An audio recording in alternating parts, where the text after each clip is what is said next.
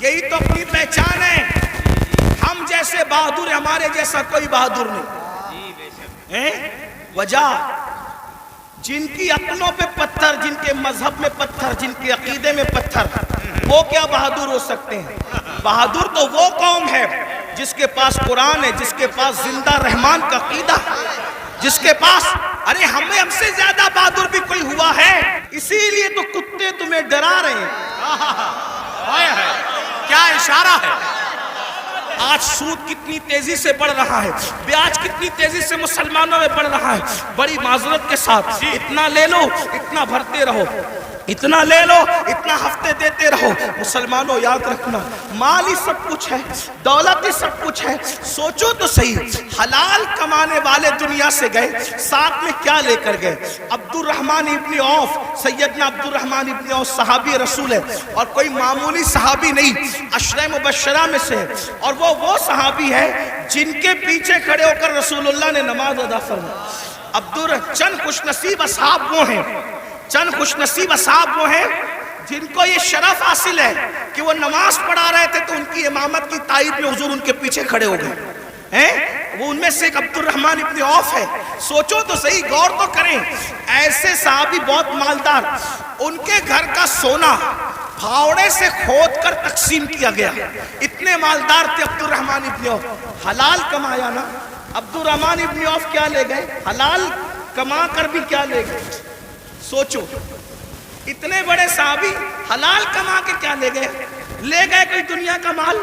تو جو حلال کمائے وہ ساتھ نہیں لے جاتا، تو جو تم حرام کما رہے ہو کیا ساتھ لے جاؤ گے؟ اور سوچتے ہو کہ حرام سے اپنے بچوں کو جو پال رہے ہو، یہ حرام کھانے والے تمہارے بچے جن کا گوشت حرام سے بن رہا ہے، خون حرام سے بن رہا ہے، یہ تمہارے وفادار رہیں گے؟ بتاؤ. اولاد غدار کیوں ہوتی ہے؟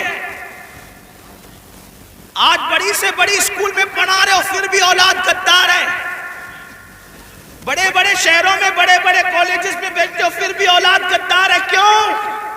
اس لیے کہ تعلیم تو اچھی ہے، لیکن جو حرام کا خون اور حرام کا گوشت ہے وہ وفادار بننے نہیں دیتا کسی کو. پہلے اتنی بڑی بڑی اسکولیں نہیں تھی، اتنے بڑے بڑے کالجز نہیں تھے، لیکن اولاد ماں باپ کی وفادار ہوتی تھی، ملک و ملت کی وفادار ہوتی تھی. بھائی اولاد کی وفاداری غذا کی بنیاد پہ ہوتی ہے، کالجز اور عمارتوں کی بنیاد پہ نہیں ہوتی. کالجز اور عمارتوں کی بنیاد پہ نہیں ہوتی. ایک واقعہ سنیں، بہنیں بھی موجود ہیں، ان کی توجہ چاہتا ہوں. آپ نے سن رکھا ہوگا حضرت ٹیپو سلطان، بڑا مشہور نام ہے ہندوستان میں. یہی تو اپنی پہچان ہے. ہم جیسے بہادر، ہمارے جیسا کوئی بہادر نہیں. وجہ جن کی عقلوں پہ پتھر، جن کے مذہب میں پتھر، جن کے عقیدے میں پتھر، وہ کیا بہادر ہو سکتے ہیں؟ بہادر تو وہ قوم ہے جس کے پاس قرآن ہے، جس کے پاس زندہ رحمان کا عقیدہ، جس کے پاس ہم سے زیادہ بہادر بھی کوئی ہوا ہے؟ ہمارا نبی اتنا طاقتور ہے کہ زمین پہ کھڑے رہ کر اشارہ کرے تو چاند ٹکڑے ہو جائیں. بڑے سے بڑا بہادر کاغذ کو اشارے سے ٹکڑے نہیں کر سکا.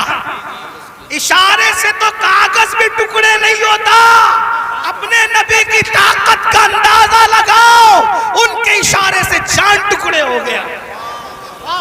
طاقت ہمارے یہاں ہے، قوت ہمارے یہاں، اور پھر ہمارے یہاں صدیق اکبر جیسا بہادر، فاروق اعظم جیسا بہادر، عثمان غنی جیسا بہادر، علی مرتضیٰ فاتح خیبر جیسا بہادر کہ کبھی زنجیر ہلتی ہے کبھی در کانپ جاتا ہے.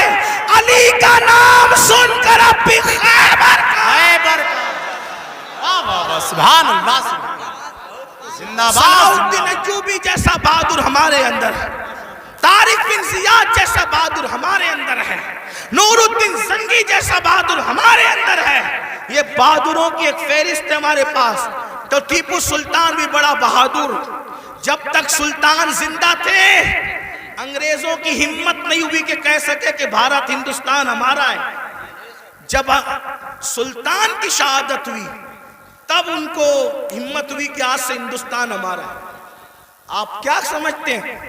یہ بات بھی بتا دوں، بہادری کب آتی ہے؟ اور بزدلی کا بات جی عشق رسول انسان کو بہادر کرتا ہے بے شک بے شک اور گناہ انسان کو بزدل کرتا ہے. سچ ہے یہ حق. جب تک مسلمان عاشق رسول تھے سچے بہادر تھے، جب سے گناہ کرنے لگے بزدل ہوئے. اب سائے سے بھی ڈرتے ہیں، چھپکلی سے بھی ڈرتے ہیں، کتوں سے بھی ڈرتے ہیں. اسی لیے تو کتے تمہیں ڈرا رہے ہیں. کیا اشارہ ہے.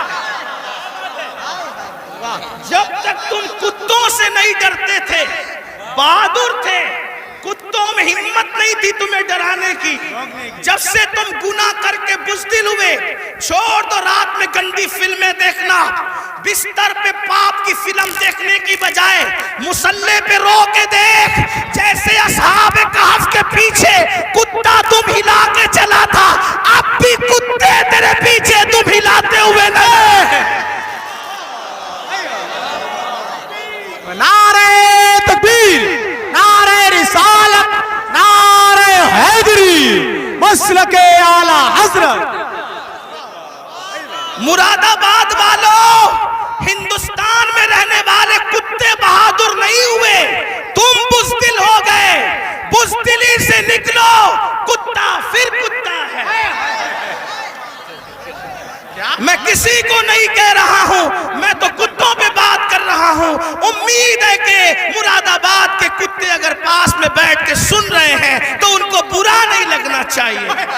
رامپور کے کتے اگر یہاں کہیں سن، ان کو برا نہیں لگنا چاہیے. جب وہ چند جوان، توجہ کریں کتے تم پیچھے کیسے ہلاتے ہیں. چند جوان، پاکیزہ جوان، متقی جوان، پرہیزگار جوان جب اپنا ایمان بچانے کے لیے دقیانوس کے خوف سے گھر سے نکلے تو وہ چپکے سے رات کو نکلے تو پیچھے کتا بھی ہو گیا. ان جوانوں کو خوف ہوا، کتوں کا کام بھونکنا ہے.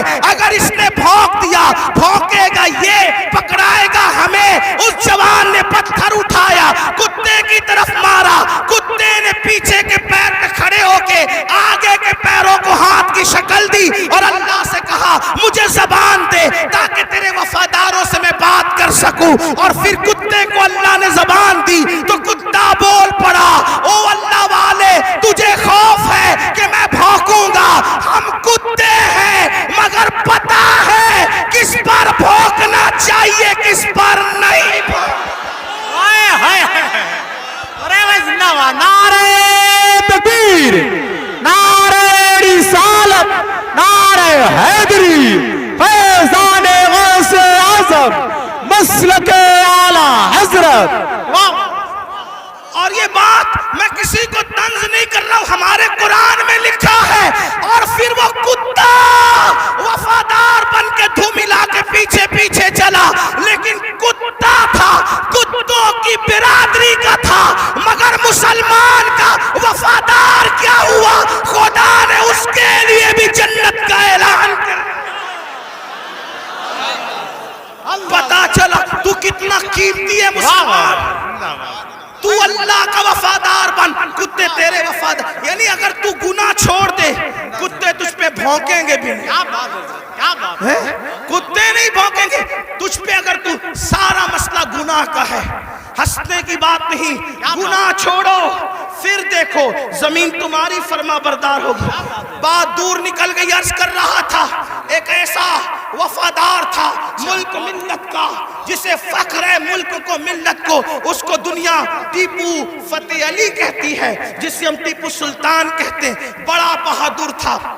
جب تک کہ وہ رہا ہمت نہ تھی بزدلوں کی کہہ سکیں کہ ہمارا ہے ہندوستان. اسے شہید کر دیا گیا.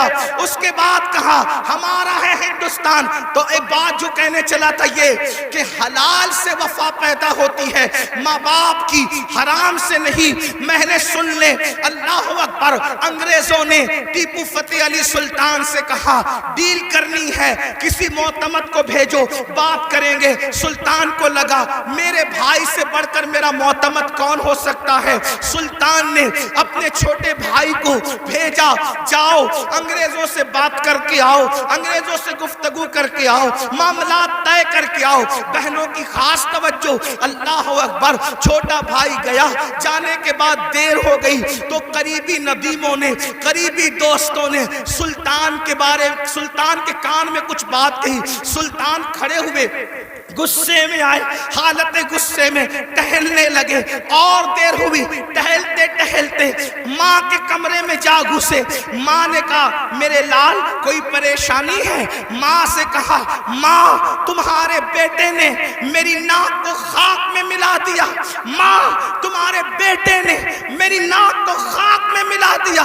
میرے دوست کہتے ہیں معتمد سمجھ کر بھائی کو ڈیل کے لیے بھیجا تھا، بات کرنے کے لیے بھیجا تھا، لیکن وہ انگریزوں سے ہاتھ ملا گیا۔ ماں بیٹھی تھی، کھڑی ہو گئی۔ ماں ہوتی ہے، ماں ہوتی ہے۔ میں قوم کی ان بیٹیوں سے کہنا چاہتا ہوں اللہ اکبر، عورتیں لال قلعہ نہیں بنا سکتی، لیکن لال قلعہ بنانے والا سپوت کسی عورت کا ہی پروردہ ہوا کرتا ہے۔ عورتیں فاتح بدر و حنین نہیں ہو سکتی، لیکن فاتح بدر و حنین کسی عورت ہی کا تیار کرتا ہوتا ہے۔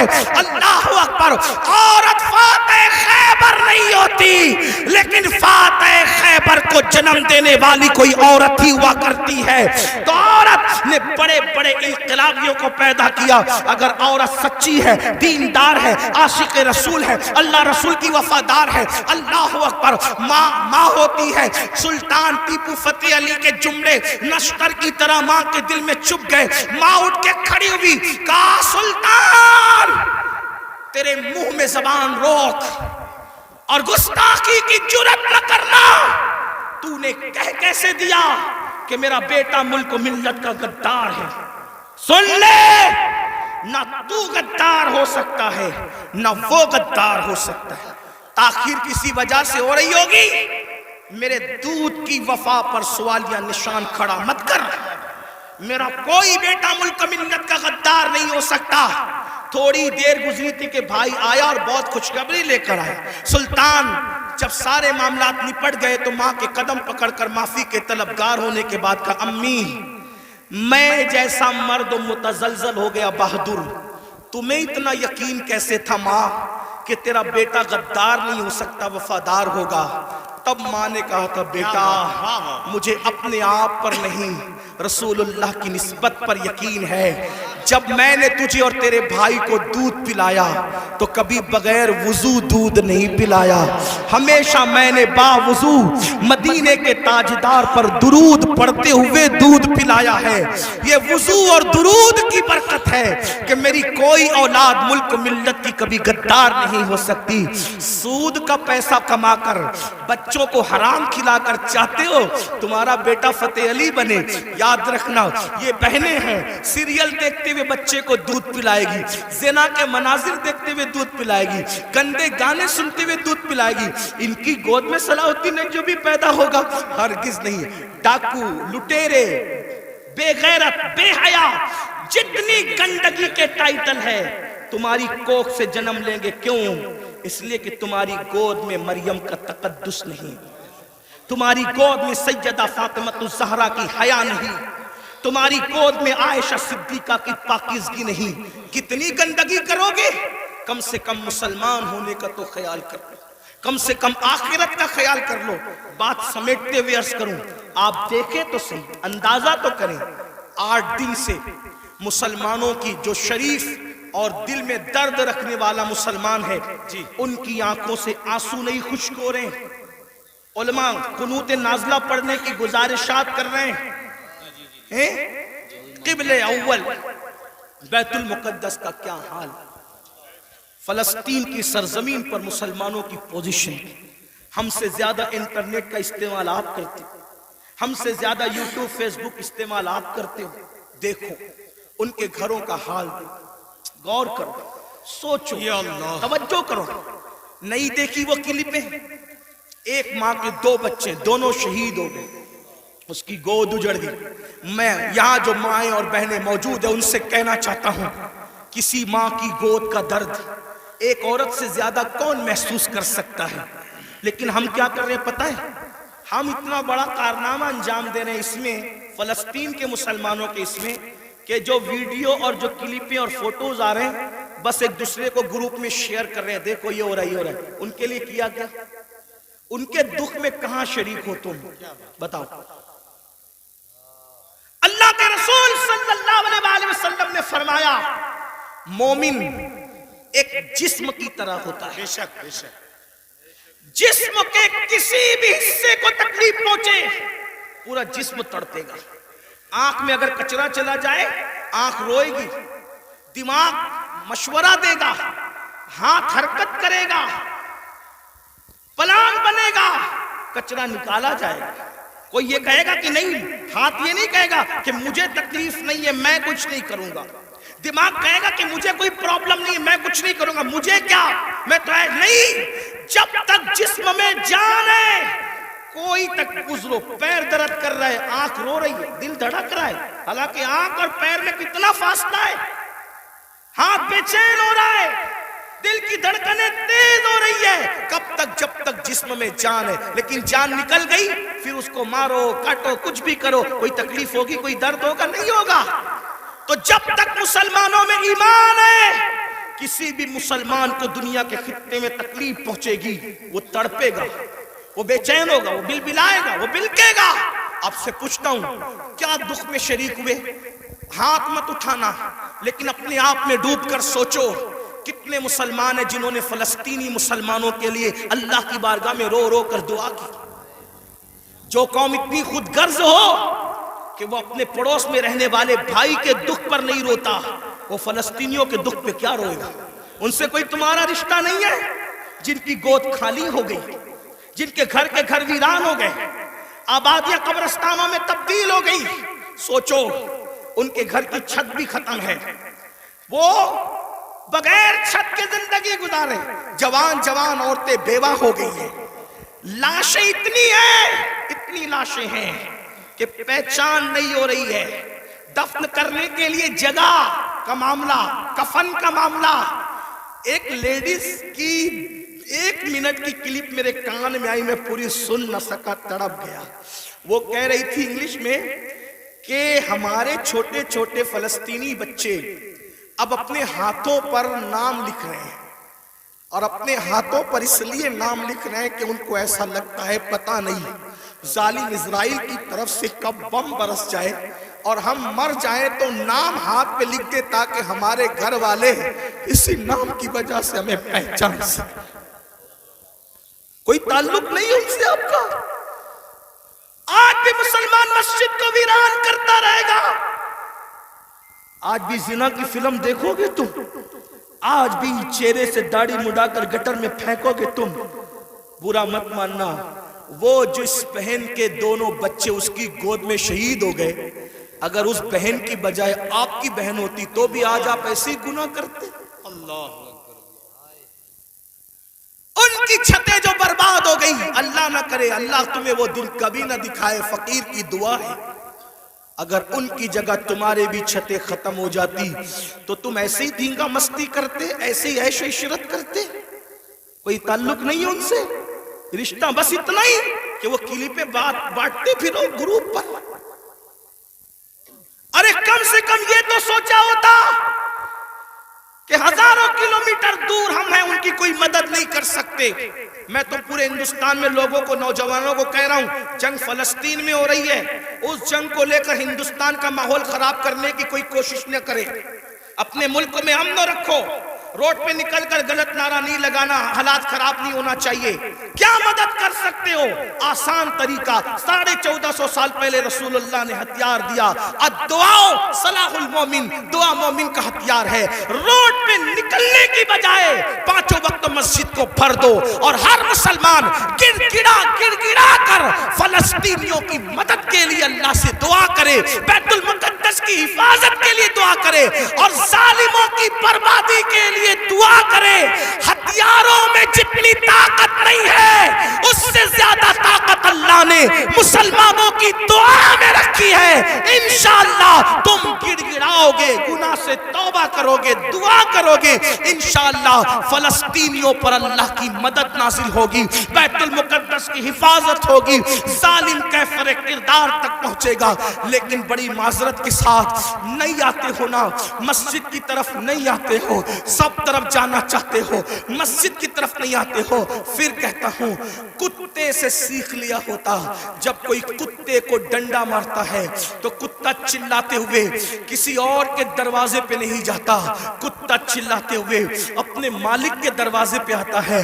कुत्ते को पता है कोई मार रहा है, अगर मार से मुझे कोई बचा सकता है तो मेरा मालिक ही बचा सकता है। मुसलमानों, दुनिया तुम्हें इतना पीट रही है, दुनिया तुम्हें इतना लूट रही है, कुत्ता पीटने के बाद मालिक की चौखट पे आ जाता है, तुम इंसान होकर कब आओगे मालिक के दरवाजे पर, अल्लाह के दरवाजे पे कब आओगे?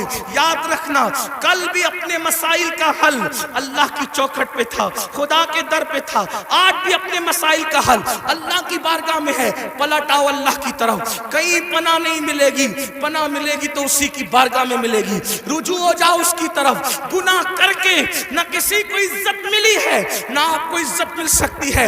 मुझे पता है इन हजारों जवानों में कुछ ऐसे सआदतमंद चेहरे मुझे नजर आ रहे हैं जिनके दिलों में वाकई उम्मत का दर्द है, कौम का दर्द है। वो पलटेंगे, वो तौबा करेंगे, वो नादिम होंगे। हाँ हाँ मेरी कौम के जवानों, जरूर याद रखो, हर दरवाजे पे जा करके अगर इंसान जुर्म का एतराफ करता है, दुनिया की अदालतों का दस्तूर है, जहां पर जुर्म को कबूल कर लो तो अदालतें सजा सुनाती है। एक मेरे अल्लाह की अदालत है, वहां जुर्म कबूल कर लो तो सजा नहीं सुनाई जाती बल्कि माफ कर दिया जाता है।